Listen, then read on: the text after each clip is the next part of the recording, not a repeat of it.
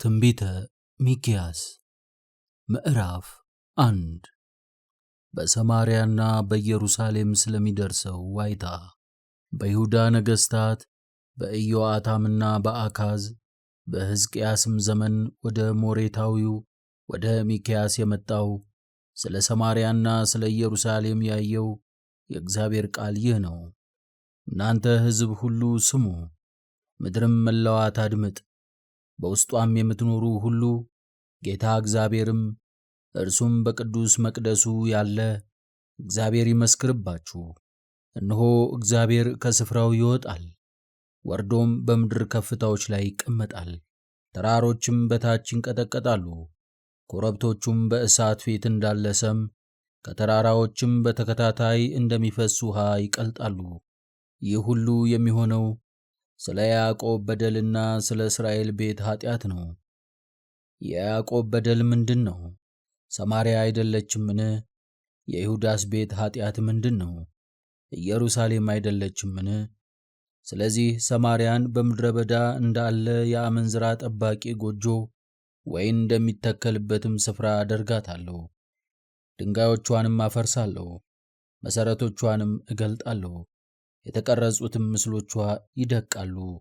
በዝሙት ያገኘችውን ዋጋ ሁሉ በእሳት አቃጥላለሁ፣ ጣዖቷንም ሁሉ አጠፋለሁ። በዝሙት ዋጋ ሰበሰበቻቸው፣ ወደ ዝሙትም ዋጋ ይመለሳሉና። ስለዚህ ነገር ዋይ ብላ ታለቅሳለች፣ ባዶ እግሯንና ራቁቷን ሆና ትሄዳለች።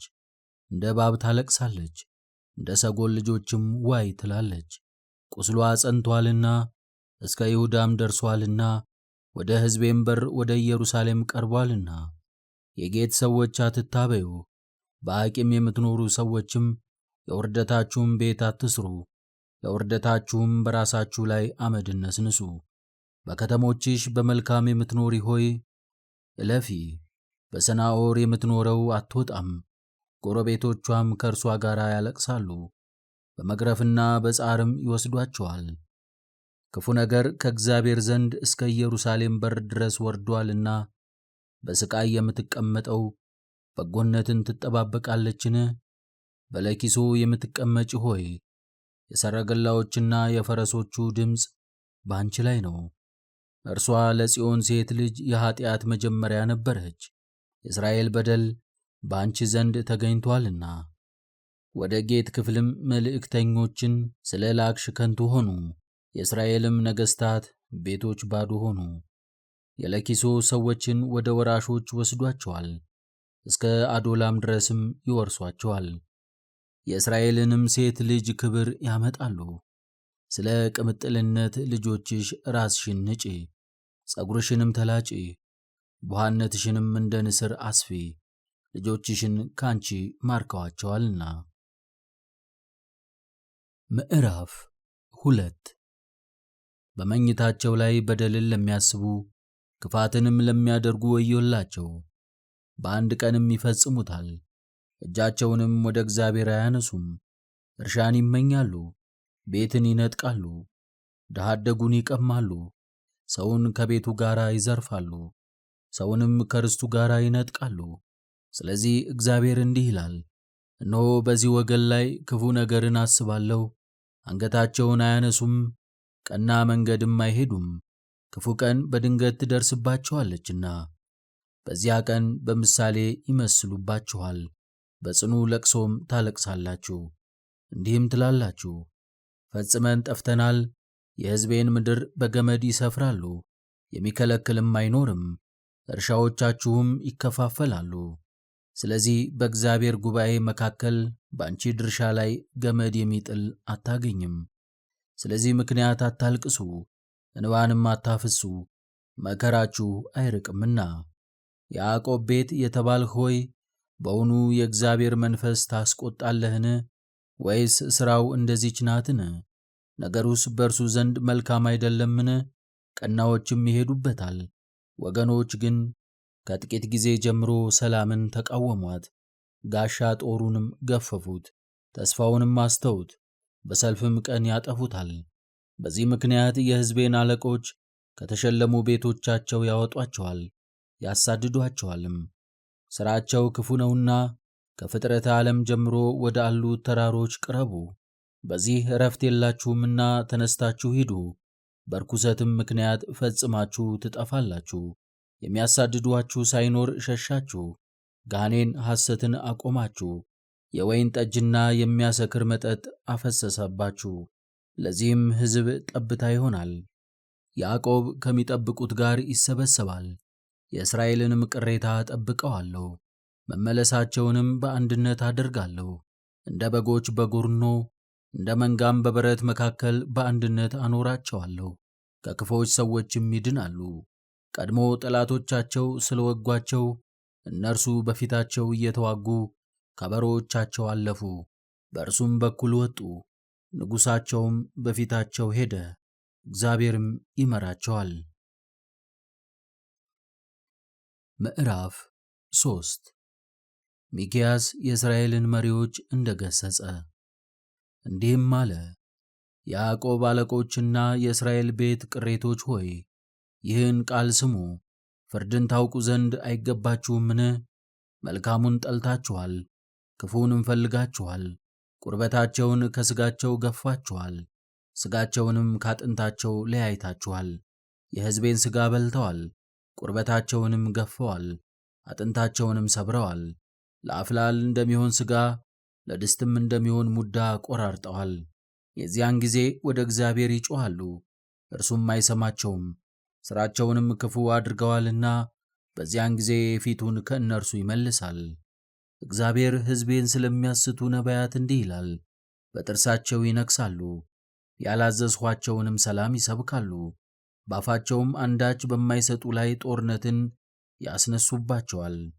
ስለዚህ ራእያችሁ ሌሊት ይሆንባችኋል፣ ጥንቆላችሁም ጨለማ ይሆንባችኋል። ፀሐይም በነቢያት ላይ ትጠልቃለች፣ ቀኑም ይጨልምባቸዋል። የሐሰት ሕልምንም አለምን የሚሉ ሰዎች በዚያ ወራት ያፍራሉ፣ ጠንቋዮችንም ይስቁባቸዋል፣ ሁሉም ያሟቸዋል። እንግዲህም ወዲህ የሚሰማቸው አይኖርም። እኔ ግን ለያዕቆብ በደሉን ለእስራኤልም ኃጢአቱን እነግር ዘንድ በእግዚአብሔር መንፈስ ኃይልን ፍርድንና ብርታትን ተሞልቻለሁ። ፍርድን የምትጠሉ ቅን ነገርንም ሁሉ የምታጣምሙ እናንተ የያዕቆብ ቤት አለቆችና የእስራኤል ቤት ቅሬቶች ሆይ ይህንን ስሙ። ጽዮንን በደም ኢየሩሳሌምንም በኃጢአት ይሠራሉ። አለቆቿ በጉቦ ይፈርዳሉ፣ ካህናቶቿም በዋጋ ያስተምራሉ፣ ነቢያቶቿም በወርቅ ያሟርታሉ። ከዚህም ጋር እግዚአብሔር በመካከላችን አይደለምን? ክፉ ነገር ምንም አይመጣብንም እያሉ በእግዚአብሔር ይታመናሉ። ስለዚህ በእናንተ ምክንያት ጽዮን እንደ እርሻ ትታረሳለች፣ ኢየሩሳሌምም እንደ አዝመራ ጠባቂ ጎጆ ትሆናለች፣ የቤቱም ተራራ እንደ ዱር ኮረብታ ይሆናል። ምዕራፍ 4 ሰላም የሰፈነበት የእግዚአብሔር መንግሥት። በመጨረሻውም ዘመን የእግዚአብሔር ተራራ በተራሮች ራስ ላይ ጸንቶ ይታያል፣ ከኮረብቶችም በላይ ከፍ ከፍ ይላል። አሕዛብም ወደ እርሱ ይጎርፋሉ። ከጽዮን ሕግ ከኢየሩሳሌምም የእግዚአብሔር ቃል ይወጣልና ብዙዎች አሕዛብ ሄደው ኑ ወደ እግዚአብሔር ተራራ ወደ ያዕቆብም አምላክ ቤት እንውጣ፣ መንገዱንም ያሳዩናል፣ በፍለጋውም እንሄዳለን ይላሉ። በብዙዎችም አሕዛብ መካከል ይፈርዳል። በሩቅም ያሉ ብርቱዎች አሕዛብን ይገሥጻል። ሰይፋቸውንም ማረሻ ጦራቸውንም ማጭድ ለማድረግ ይቀጠቅጣሉ። ሕዝቡም በሕዝቡ ላይ ጦርን አያነሳም። ከእንግዲህም ወዲህ ጦርነትን አይማሩም። ሁሉን የሚችል የእግዚአብሔር አፍ እንዲህ ተናግሮአልና ሰው እያንዳንዱ ከወይኑና ከበለሱ በታች ይቀመጣል፣ የሚያስፈራውም የለም። ሕዝቡም ሁሉ እያንዳንዱ በመንገዱ ይሄዳል። እኛም በአምላካችን በእግዚአብሔር ስም ለዘላለም እንሄዳለን። የእስራኤል ከስደት መመለስ። እግዚአብሔር እንዲህ ይላል፣ በዚያ ቀን የተበተነችይቱን እሰበስባለሁ፣ የተጣለችውንና እኔ ያራኳትን እቀበላታለሁ። የተበተነችይቱንም ለቅሬታ የተጣለችውንም ለብርቱ ሕዝብ አደርጋታለሁ። ከዚያም ወዲያ እስከ ዘላለም ድረስ እግዚአብሔር በጽዮን ተራራ በእርሱ ላይ ይነግሣል። አንቺ እንደ ትቢያ የሆንሽ የእረኞች ግንብ የጽዮን ሴት ልጅ ሆይ ግዛት ወደ አንቺ ትመጣለች፣ የቀደመችውም መንግሥት ከባቢሎን ወደ ኢየሩሳሌም ሴት ልጅ ትገባለች። አሁንስ ለምን ክፉን መከርሽ? እንደምትወልድ ሴት ምጥ የደረሰብሽ ንጉሥ ስለሌለሽ ነውን? ወይስ መካሪ ስለጠፋብሽ ነውን? የጽዮን ሴት ልጅ ሆይ እንደምትወልድ ሴት አምጪ፣ ታገሽም። አሁን ከከተማ ትወጫለሽና በሜዳም ትቀመጫለሽ፣ ወደ ባቢሎንም ትደርሻለሽ። በዚያም ያድንሻል። በዚያም አምላክሽ እግዚአብሔር ከጠላቶችሽ እጅ ይቤዥሻል። እነሆ አሁን ደስ ይለናል፣ ዓይኖቻችንም በጽዮን ላይ ያያሉ የሚሉ ብዙ አሕዛብ ባንቺ ላይ ይሰበሰባሉ። እነርሱ ግን የእግዚአብሔርን ሐሳብ አያውቁም፣ ምክሩንም አያስተውሉም። እንደ ነዶ ወደ አውድማ አከማችቷቸዋልና። የጽዮን ሴት ልጅ ሆይ ቀንዶችሽን ብረት ጋሻዎችሽንም ናስ አደርጋለሁና ተነሺ፣ አሂጃቸው። ብዙ አሕዛብንም ታደቂያለሽ። ትርፋቸውንም ለእግዚአብሔር ኃይላቸውንም ለምድር ሁሉ ጌታ ትቀድሻለሽ። ምዕራፍ 5 መሲህ ከቤተልሔም እንደሚወጣ። እነሆ ዛሬ የጽዮንን ሴት ልጅ ከበው ያጥሯታል፣ የእስራኤልንም ወገኖች ጉንጫቸውን በበትር ይመታሉ። አንቺም የኤፍራታ ምድር ቤተልሔም ሆይ አንቺ በይሁዳ አእላፋት መካከል ትሆኚ ዘንድ ታናሽ ነሽ። ነገር ግን አወጣጡ ከቀድሞ ጀምሮ ከዘላለም የሆነ በእስራኤል ላይ ገዢ የሚሆን ከአንቺ ይወጣልኛል። ስለዚህ ወላጂቱ እስከምትወልድበት ጊዜ ድረስ አሳልፎ ይሰጣቸዋል። እርሷም ትወልዳለች። የቀሩትም ወንድሞቻቸው ወደ እስራኤል ልጆች ይመለሳሉ። እርሱም ይቆማል፣ በእግዚአብሔርም ኃይል መንጋውን ይጠብቃል። እነርሱም በአምላካቸው በእግዚአብሔር ስም ግርማ ይኖራሉ። እነርሱ አሁን እስከ ምድር ዳርቻ ድረስ ታላቅ ይሆናሉና። ይህችም ሰላም ትሆናለች። አሦራዊው ወደ ሀገራችሁ በገባ ጊዜ ምድራችሁንም በረገጠ ጊዜ 7 እረኞችና 8 አለቆች ይነሱበታል። የአሦርንም ሀገር በሰይፍ የናምሩድንም ሀገር በመግቢያው ውስጥ ይጠብቃሉ። አሦራዊውም ወደ ሀገራችሁ በገባ ጊዜ ዳርቻችሁንም በረገጠ ጊዜ ከአሦራዊው ያድናችኋል። የያዕቆብም ቅሬታ በአሕዛብ ዘንድ በብዙ ሕዝብ መካከል ከእግዚአብሔር ዘንድ እንደሚወርድ ጠል፣ በሣር ላይም እንደተሰማሩ በጎች፣ አንዱም እንደማይበሰብስ በሰውም ልጆች ዘንድ እንደማይጸና ይሆናል። በዱር ውስጥ በእንስሳት መካከል እንዳለ አንበሳ፣ በበጎች መንጋም መካከል አልፎ እንደሚረግጥ የሚታደግም ሳይኖር እንደሚነጥቅ እንዳንበሳ ደቦል፣ እንዲሁ የያዕቆብ ቅሬታ በአሕዛብና በብዙ ወገኖች መካከል ይሆናል። እጅህ በጠላቶችህ ላይ ከፍ ከፍ ትላለች፣ ጠላቶችህም ሁሉ ይጠፋሉ። በዚያም ቀን እንዲህ ይሆናል፣ ፈረሶችህን ከመካከልህ አጠፋለሁ፣ ሰረገሎችህንም እሰብራለሁ ይላል እግዚአብሔር። የምድርህንም ከተሞች አጠፋለሁ፣ ምሽጎችህንም ሁሉ አፈርሳለሁ፣ መተቶችህንም ከእጅህ አጠፋለሁ፣ የሚከራከርልህም የለም። የተቀረጹትንም ምስሎችህንና ሐውልቶችህን ከመካከልህ አጠፋለሁ። ለእጅህም ሥራ ከእንግዲህ ወዲህ አትሰግድም። የማምለኪያ ጻዕዶችህንም ከመካከልህ እነቅላለሁ፣ ከተሞችህንም አፈርሳለሁ። በአሕዛብም ላይ በቁጣና በመዓት እበቀላለሁ፣ ቃሌን አልሰሙኝምና። ምዕራፍ 6 እግዚአብሔር እስራኤልን እንደወቀሰ። አሁን እግዚአብሔር የሚለውን ቃል ስሙ። ተነሳ፣ በተራሮችም ፊት ተፋረድ፣ ኮረብቶችህም ቃልህን ይስሙ። ተራሮች ሆይ፣ ጥልቆች የምድር መሠረቶችም ሆይ፣ እግዚአብሔር ከሕዝቡ ጋር እንዲህ እያለ ይዋቀሳልና እስራኤልንም ይዘልፋልና የእግዚአብሔርን ወቀሳ ስሙ። ሕዝቤ ሆይ፣ ምን አደረግሁህ? በምንስ አሳዘንሁህ? በምንስ አስቸገርሁህ? ንገረኝ። ከግብፅ ምድር አውጥቼሃለሁ፣ ከባርነትም ቤት ተቤዥቼሃለሁ። በፊትህም ሙሴንና አሮንን ማርያምንም ልኬልህ ነበር። ሕዝቤ ሆይ፣ የሞዓብ ንጉሥ ባላቅ የመከረውን የቢዖርም ልጅ በለዓም የመለሰለትን የእግዚአብሔር ጽድቅ ይታወቅ ዘንድ በሰኪኖን ጀምሮ እስከ ጌልጌላ አሁን አስብ። እግዚአብሔር ከሕዝቡ የሚፈልገው እግዚአብሔርን በምን አገኘዋለሁ? ልዑል አምላኬንስ በምን እቀበለዋለሁ? ምናልባት በሚቃጠል መሥዋዕትና በአንድ ዓመት ጥጃ መሥዋዕት አገኘው ይሆን?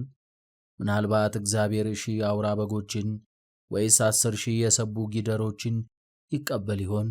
ወይስ የበኩር ልጄን ስለ በደሌ የሆዴንም ፍሬ ስለ ነፍሴ ኃጢአት እሰጣለሁን? ሰው ሆይ መልካሙን ነግሮሃል። ጽድቅን ከማድረግ ምጽዋትንም ከመውደድ አምላክህንም እግዚአብሔርን ለመከተል ዝግጁ ከመሆን በቀር እግዚአብሔር ካንተ የሚሻው ምንድን ነው? የእግዚአብሔር ድምፅ በከተማይቱ ይጠራል፣ ስሙን የሚፈሩትንም ያድናቸዋል። ወገኔ ስማ፣ ከተማን የሚያዘጋጅ ማን ነው? እሳትንና የአመፃን መዝገብ ከአመፃ ትዕቢት ጋር የሚሰበስቡ የአመፀኞች ቤት ያሉ አይደለምን? አመፀኛ በአባይ ሚዛንና በከረጢት ባለ በተንኮል መመዘኛ ንጹሕ ይሆናልን? ሀብታቸውን በግፍ ሰብስበዋል፣ በእርሷም ውስጥ የሚኖሩ በሐሰት ተናግረዋል። ምላሳቸውም በአፋቸው ውስጥ ተንኮለኛ ነው። ስለዚህ እኔም እመታሽ ዘንድ እጀምራለሁ፣ ስለ ኃጢአትሽም አጠፋሻለሁ። ትበያለሽ፣ ነገር ግን አትጠግቢም፣ ይጨልምብሻል፣ ትሞቻለሽ፣ አትድኝምም። ከጦር የዳኑትም ሁሉ በረሃብ ይወድቃሉ። ትዘሪያለሽ፣ ነገር ግን አታጭጅም፣ ወይራውን ትተክያለሽ፣ ነገር ግን ዘይቱን አትቀቢም። ወይኑንም ትተክያለሽ፣ ነገር ግን የወይን ጠጁን አትጠጭም። የሕዝቤም ሥርዓታቸው ፈጽሞ ይጠፋል። አንቺን ወደ ጥፋት ያገባሽ ዘንድ የዘንበሪን ሥርዓትና የአካብን ቤት ሥራ ሁሉ ጠበቅሽ። በመንገዳቸውም ሄድሽ፣ በውስጥሽም የሚኖሩትን ውርደትና የአሕዛብ ስድብ ያገኛቸዋል። ምዕራፍ 7 የእስራኤላውያን የሕሊና ውድቀት። ከመከር በኋላ ቃርሚያን እንደሚሰበስብ ሆኛለሁና ወዮልኝ። ወይን ከተለቀመም በኋላ የሚበላ የመጀመሪያ ፍሬ የሌለውን ቃርሚያ እንደሚቃርም ሆኛለሁና ለሰውነቴ ወዮላት። ደግ ሰው ከምድር ጠፍቷል፣ በሰውም መካከል ቅን የለም። ሁሉ ደምን ለማፍሰስ ያደባሉ፣ ሰውም ሁሉ ወንድሙን ያስጨንቃል። እጆቻቸውን ለክፋት ያነሳሉ። አለቃው ጉቦን ይጠይቃል፣ ፈራጁም ሰውነቱ የምትፈልገውን ያገኝ ዘንድ ያታልላል። በጨለማ ቀን በዕቃ ላይ እንደሚወጣና እንደሚበላ ትል በረከታቸውን አጠፋታለሁ። ወዮልሽ! የበቀልሽ ጊዜ ደርሷል፣ ዛሬም ለቅሶ ይደርስባቸዋል። በወዳጆች አትታመኑ፣ በአለቆችም ተስፋ አታድርጉ። እምቢ ትላት ዘንድ በብብትህ ከምትተኛው ሚስትህ ተጠበቅ። ወንድ ልጅ አባቱን ይንቃልና ሴት ልጅ በእናቷ ላይ መራቲቱም በአማቷ ላይ ትነሳለችና የሰው ጠላቶች የቤቱ ሰዎች ናቸውና። እኔ ግን ወደ እግዚአብሔር እመለከታለሁ፣ የሚያድነኝ አምላኬንም ተስፋ አደርጋለሁ። አምላኬም ይሰማኛል። በወድቅ እነሳለሁና በጨለማም ብቀመጥ እግዚአብሔር ብርሃን ይሆንልኛልና የጠላቴ መዘባበቻ አልሆንም። በእርሱ ላይ ኃጢአትን ሰርቻለሁና ክርክሬን እስኪያደርግልኝ ድረስ ፍርዴንም እስኪያጸድቅልኝ ድረስ የእግዚአብሔርን ቁጣ እታገሳለሁ። ወደ ብርሃን ያወጣኛል፣ ጽድቁንም አያለሁ። ጠላቴም ታያለች፣ እኔንም አምላክህ እግዚአብሔር ወዴት ነው ያለች ኀፍረትን ትለብሳለች። ዓይኖቼ ይመለከቷታል። አሁን እንደ መንገድ ጭቃ ትረገጣለች። ቅጥርሽ የሚሠራባት ያ ቀን የጥፋትሽ ቀን ይሆናል። በዚያም ቀን ሥርዓትሽ ይጠፋል፣ ከተሞችሽም ይዘጋሉ። አሦራውያንም የተመሸጉ ከተሞችሽን ከጢሮስ እስከ ሶርያ ወንዝ፣ ከባሕርም እስከ ባሕር፣ ከተራራም እስከ ተራራ ድረስ ይካፈሏቸዋል። ምድሪቱ ግን ከክፉ ሥራቸው ፍሬ የተነሣ ከሚኖሩባት ጋራ ትጠፋለች። የእግዚአብሔር ርኅራኄ ለእስራኤል። በቀርሜሎስ መካከል ባለው ዱር ብቻቸውን የተቀመጡ ሰዎችህን የርስትህን በጎች በበትርህ ጠብቅ። እንደ ቀደመው ዘመንም በባሳንና በገለዓድ ይሰማሩ። ከግብፅ ምድር እንደወጣችሁበት ዘመን ተአምራትን ታያላችሁ። አሕዛብ አይተው በኃይላቸው ሁሉ ያፍራሉ፣ እጃቸውንም ባፋቸው ላይ ያኖራሉ። ጆሮአቸውም ትደነቁራለች፣ እንደ እባብም መሬትን ይልሳሉ። እንደ ምድር ተንቀሳቃሽም በተዘጋ ግንባቸው ይናወጣሉ። ከአምላካችን ከእግዚአብሔር የተነሣ ይደነግጣሉ፣ ከእርሱም የተነሣ ይፈራሉ። ኃጢአትን ይቅር የሚል የርስቱንም ቅሬታ በደል የሚያሳልፍ እንዳንተ ያለ አምላክ ማን ነው? ምሕረትን ይወዳልና ቁጣውንም ለምስክርነት አይጠብቅም። ተመልሶ ይምረናል፣ ኃጢአቶቻችንንም በባሕር ውስጥ ያሰጥማቸዋል፣ በደሎቻችንንም በባሕሩ ጥልቅ ይጥላቸዋል። ከቀድሞ ዘመን ጀምረህ ለአባቶቻችን እንደማልህላቸው እውነትን ለያዕቆብ ምሕረትንም ለአብርሃም ታደርጋለህ።